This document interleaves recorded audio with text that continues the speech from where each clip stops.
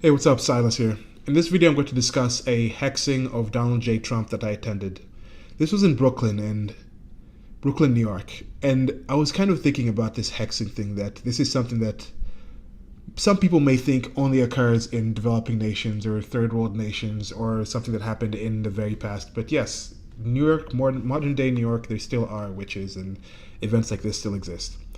So, with my general interest of going to political events, rallies, inaugurations, speeches, meetups, and trying to document what's going on and talk to people and try to understand why some people are very interested in politics, some are not, why some people will hear the same exact policy or see the same politician and recoil from them, and why others will consider that to be the greatest person in the world.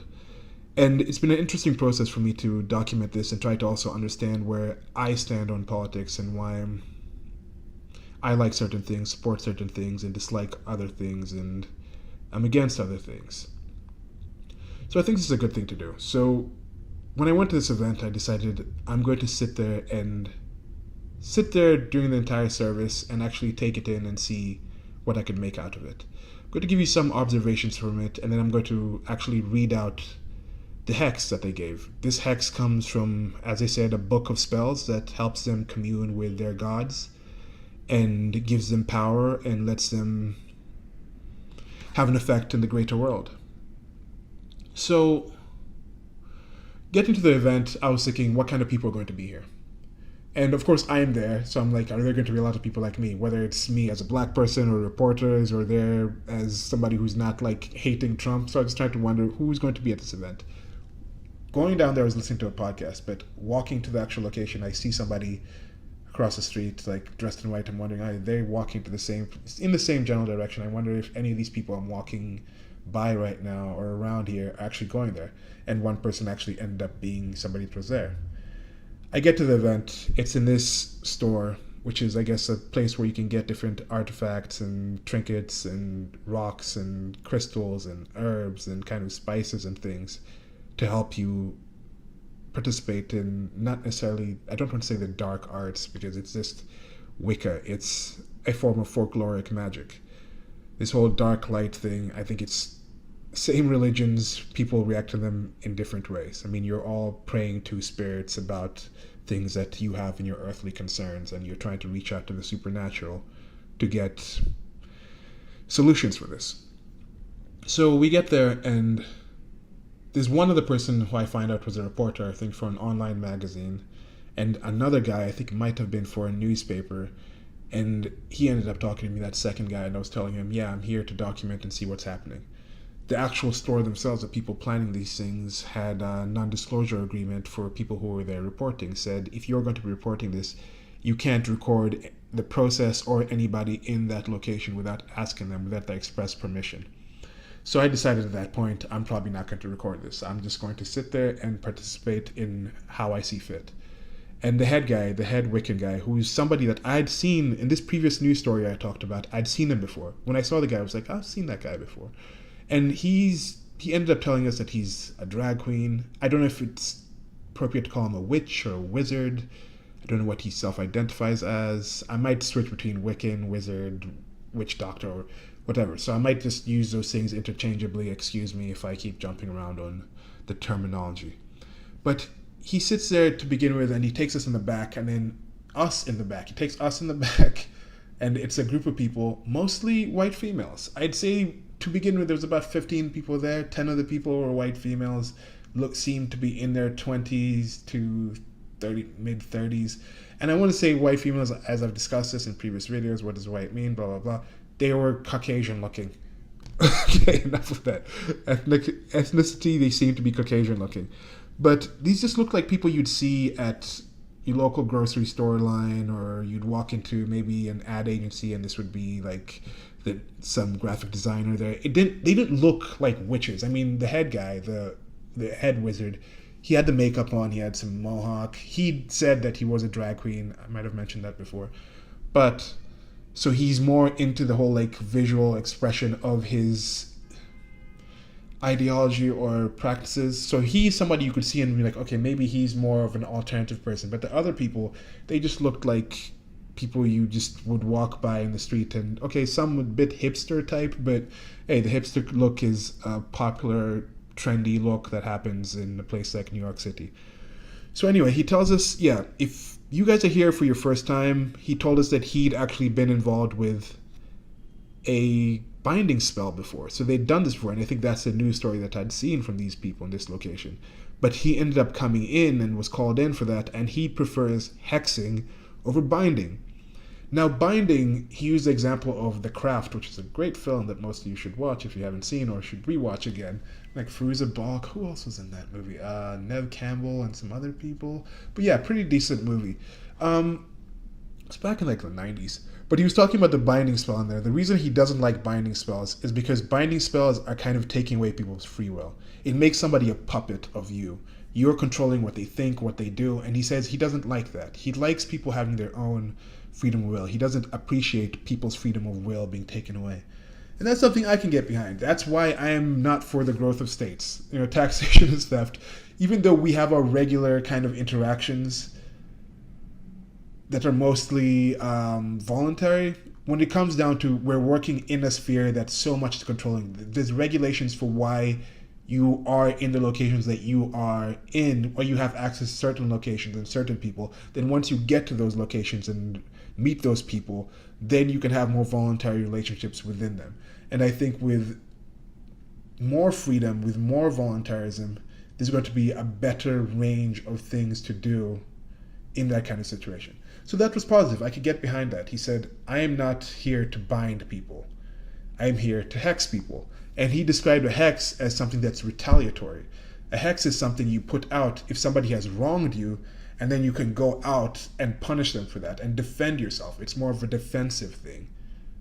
Defensive, offensive kind of. Defensive from offenses. So that's the thing. Now, when he said that, I'm wondering, have they stated what exactly he's done to attack them, to make them feel attacked? And he said that he was 100% felt he'd been wronged. He'd been extremely wronged by Donald J. Trump and his administration. And most of the people there seem to agree. So right after that, I'm like, okay, I don't agree with that. I haven't found any actual reasons that you've pointed out to support why you've been wronged, but I prefer more retaliatory behavior. Even with the non-aggression principle, the non-aggression principle allows for defense. So if you're defending yourself, somebody attacks you, self-defense is completely okay. So if this is a hexing spell and it's self-defense, then okay, we can get behind that. You still have to prove the attack, but yeah. So that's neither here nor there for now. So moving on. He tells us this is a time where you guys can come here. If you're in support of this, you can participate. If you've been to one of these before, well and good. If this is your first time, we're going to read this spell 3 times. 2 times we're going to read it, then we're going to all go up and take turns to go out to the table, which was arranged with like skulls and rocks and these jars, these mason jars. And you're going to write on these pieces of paper and actually leave the note or the curse or whatever feelings and emotions and ideas and hexes and things you wanted done, put in these jars, and then he's going to take those jars and he's going to do his process on them and empower those things to happen. Now, this is the part here. Of course, I don't really think that, or not of course, but I don't think there's power behind this, and I don't think this is going to work. But they were there thinking what we're going to do here is actually going to work. He had stated that part of the negative things that were happening in the political sphere, I think this might have been the weekend of the Charlottesville attack. I don't know. No, there was definitely riots and there was definitely negative things happening. This has been a very contested administration, a contested few months. I think we're up to 8 months now. But it's been very contested, and he was already saying at that time that, yes, you see all these negative things that have been happening in the presidency, he felt that was part of him. He felt that was part of the process of them setting out that first binding spell, that first curse, or him sending those energies towards that. He felt that there's actually been solutions, there's actually been work. And I'm thinking, like, this is not good, because you're saying that, yes, we're going to curse Donald J. Trump, we're going to curse his administration, but what's the collateral damage? In my opinion, he's the president. I think if he does better, if he's more successful, everybody gets a better thing. That's why I have that project, Trump Train to Magaland, is for everyone.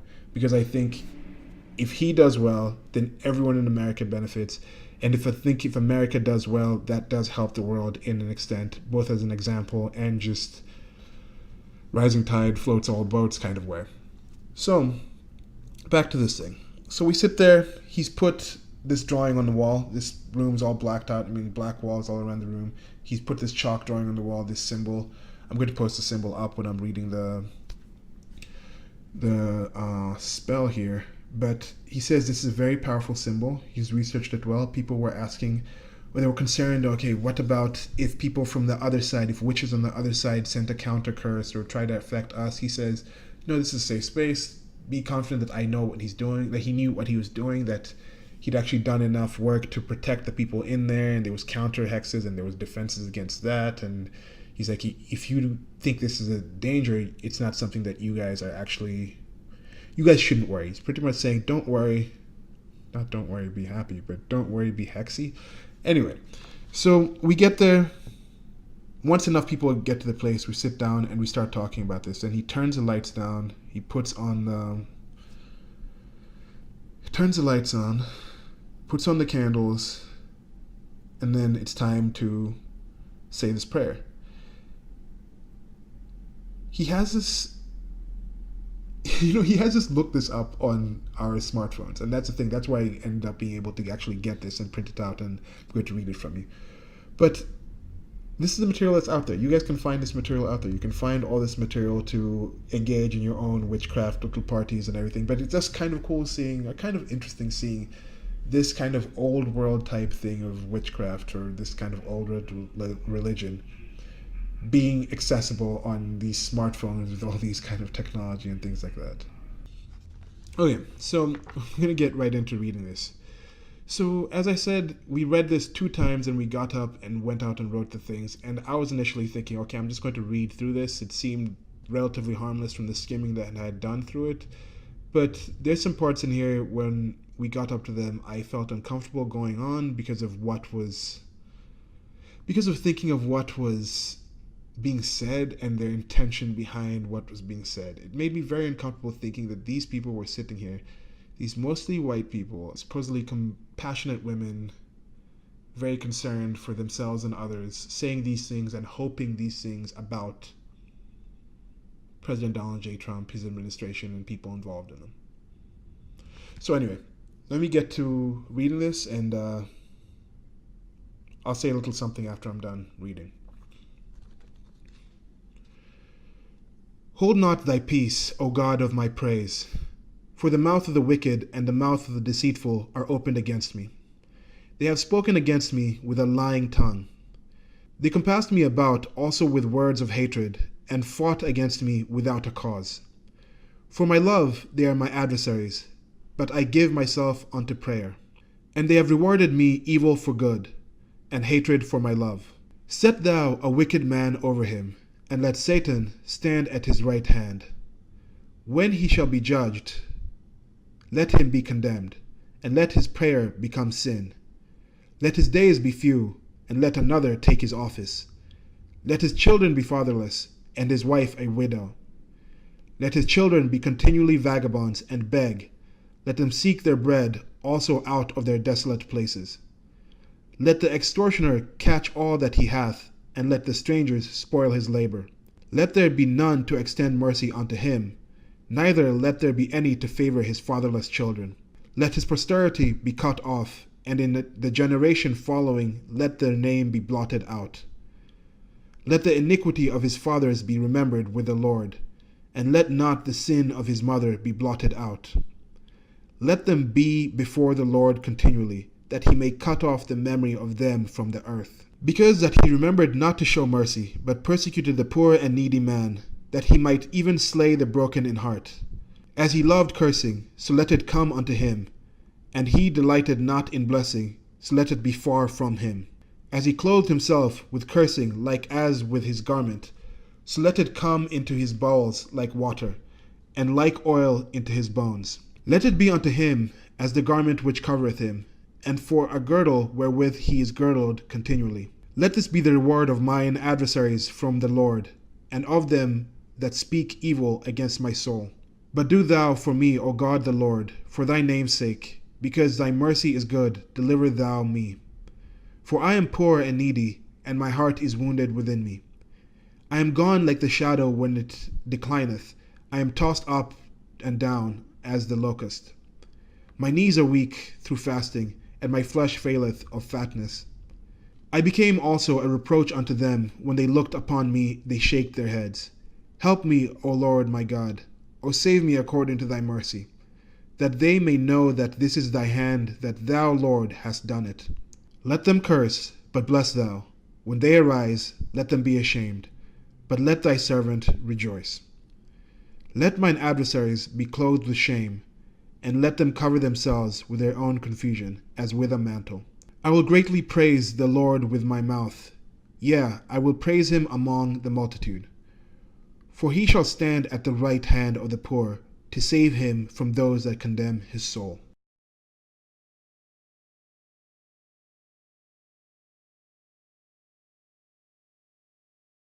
So that's it.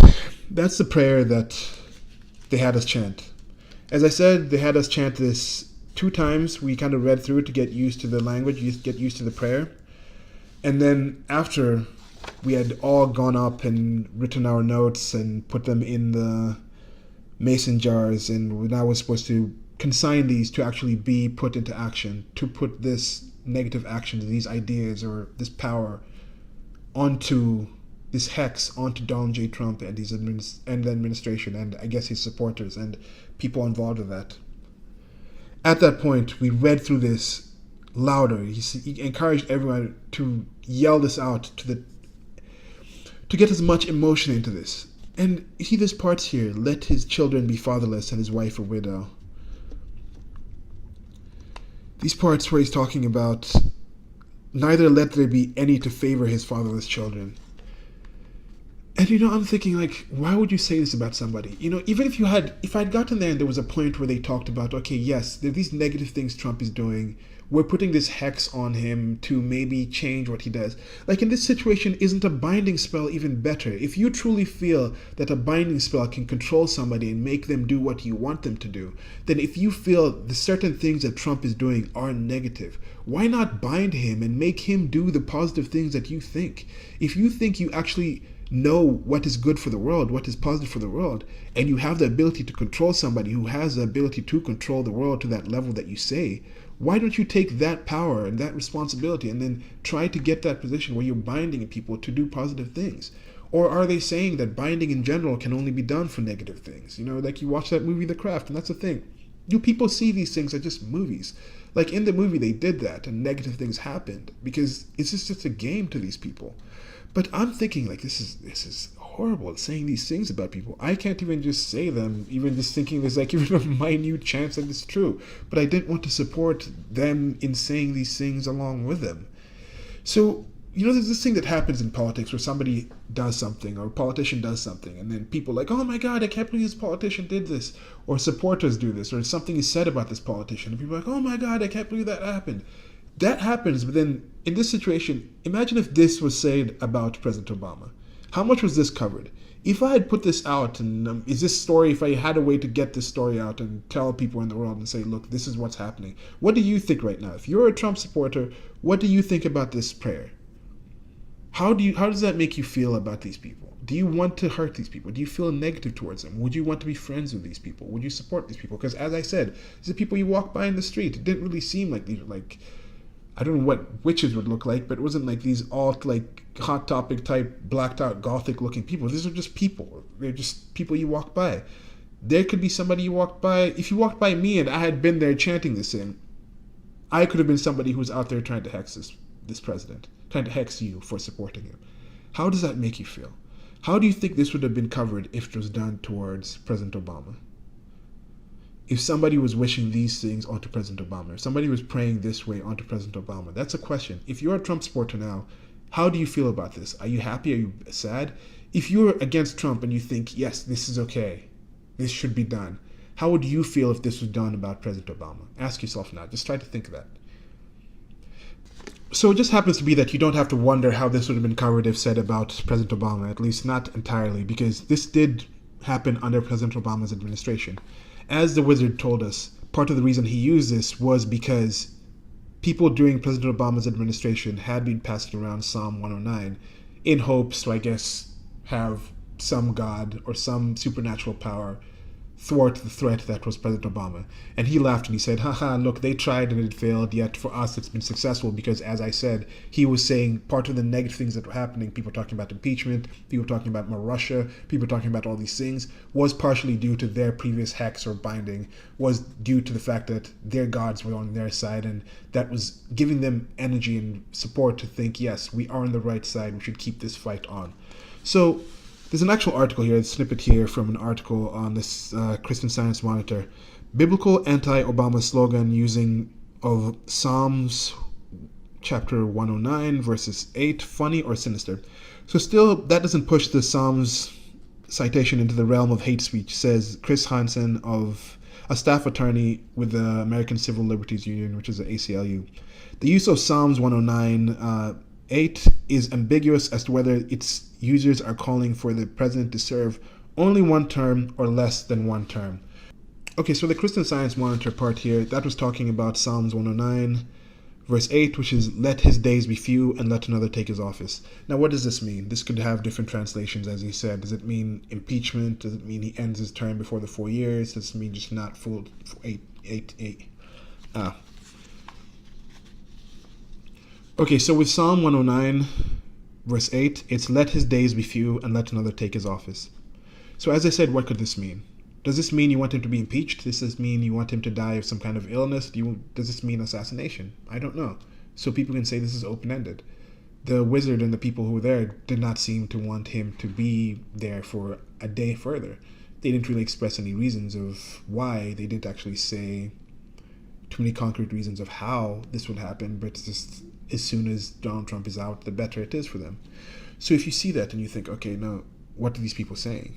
You know, the guy laughed and said, look, the people used this against Obama and he made all 8 years, so they didn't have the power, yet he's feeling some of the negative things that were happening since and before that, be it the Russia thing, be it the narrative about collusion with Russia, be it the whole situation of the protests and the riots and the things like that.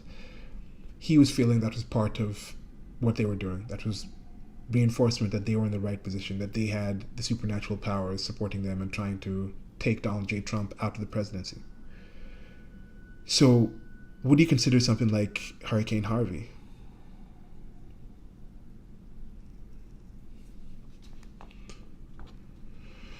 Okay, so it's a whole lot of mess. Psalms 109, chapter... Okay, so it's a bit of a mess. So this is Psalms chapter 109, verse 8. Let his days be few and let another take his office. This doesn't specifically say, let him be assassinated or let him be impeached, let him be found mentally incapable of doing this, let him just retire or quit for himself and decide to go out and spend his absurd amount of money that he earned in different ways with his massive family and enjoy the days of his life and not take the stress of being a president. It doesn't say how it ends, but I think it was inferred with, at least I could tell from the people there, at least it seemed these people were just, if he was no longer president, the day that if we exited this event and we looked on our phones and we just found out that Donald J. Trump had just left the presidency for whatever reason, they would have been happy. So how is that when it's said for Donald J. Trump, but if it's said for Obama by Christians, you feel this is something that's something you support? Now for me, not even that. When it goes past like now verse 9, let his children be fatherless and his wife a widow. Right there, that is wishing death upon somebody. Now you go to the point and you say, okay, now you had the Kathy Griffin thing with the head up, and Kathy Griffin is an American comedian. She had this thing where she had this fake head and with this fake blood on it, and it was supposedly to look like Donald J. Trump, and people freaked out. Oh, she's wishing him death. There was a politician, I think somewhere in Missouri or something.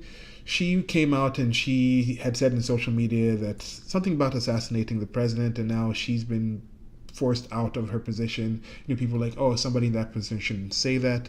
So now it comes to a point where these politicians who said this under Obama said verse 8, sorry, which is let his days be few and let another take his office. But following just that is let his children be fatherless and his wife a widow. Now, if you're kicking somebody out now for writing President Donald J. Trump should be assassinated in a position of politics, should the politicians who shared this chapter 109 verse 8 thing be kicked out of office? Because in the context, it's followed right by one, which is kind of wishing death upon somebody. Now, my general annoyance and frustration of this is this whole religion thing.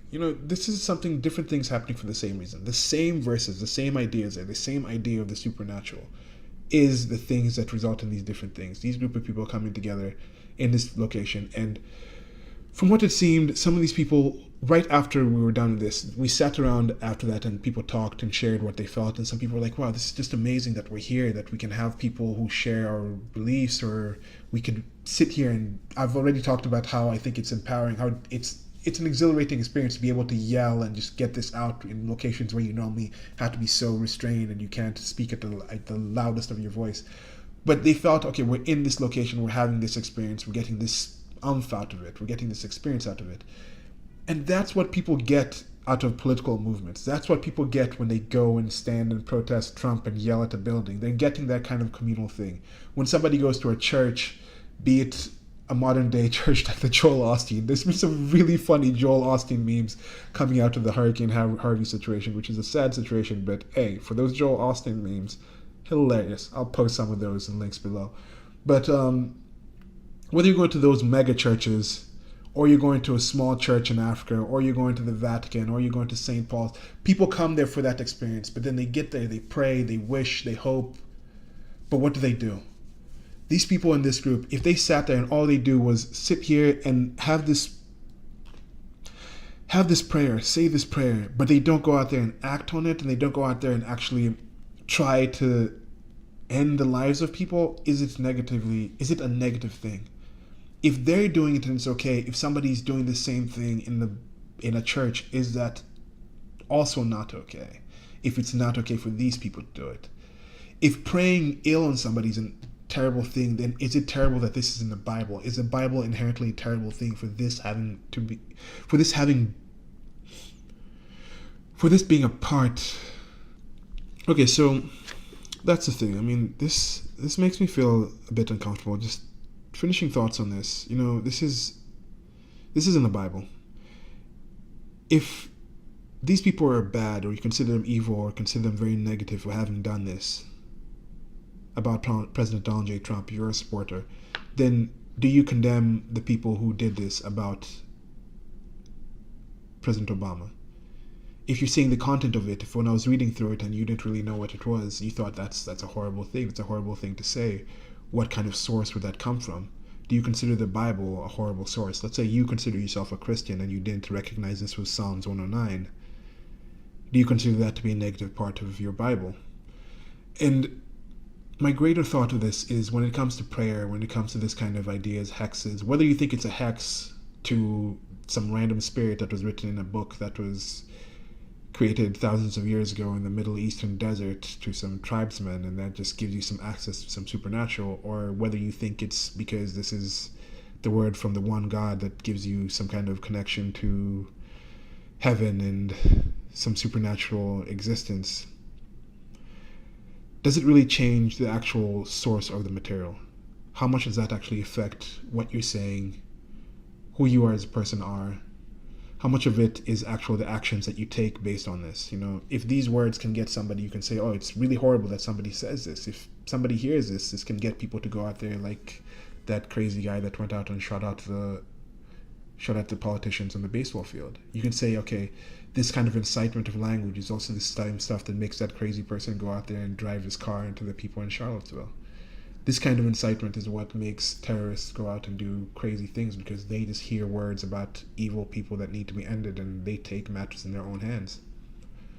So when you support these kind of things, when you just go to prayer, what are your actions? What does a prayer make you do? I think if you go to church and you are praying these negative things, let's say you think my lifestyle is negative and you go to church and you pray for me and it's okay, well, that's one thing. But if you go and you actually try to physically change my life, that's another thing. And when it comes to this religious, hopeful thinking of not taking things onto yourself and understanding what you're saying and what the implications of what you're saying are, I think you see a very negative effect of that coming to when people look to states. They look to the state as their religion. They fall into statism, and they just wish and hope, oh, my government should do this for me. My government should do that for me. I don't need to actually figure out how this happens or see if I can do it for myself or if I can convince people on a personal basis. I just wish this.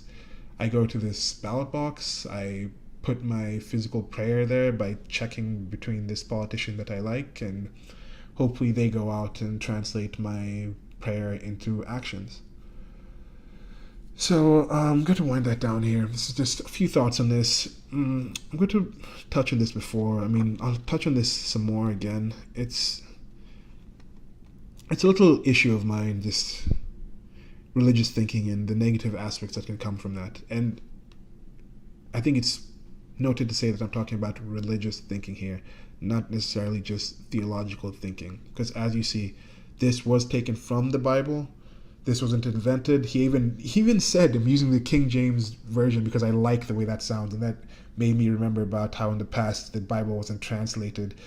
And right now, Islam in general, I think they said only about 3 million Muslims actually speak Arabic, yet you're only allowed to give sermons at mosques in Arabic. So that means, let's say people are saying there's 1.3 billion Muslims in the world, only 300 million of them can actually understand what's being said at sermons, which is like, to me, is kind of ridiculous.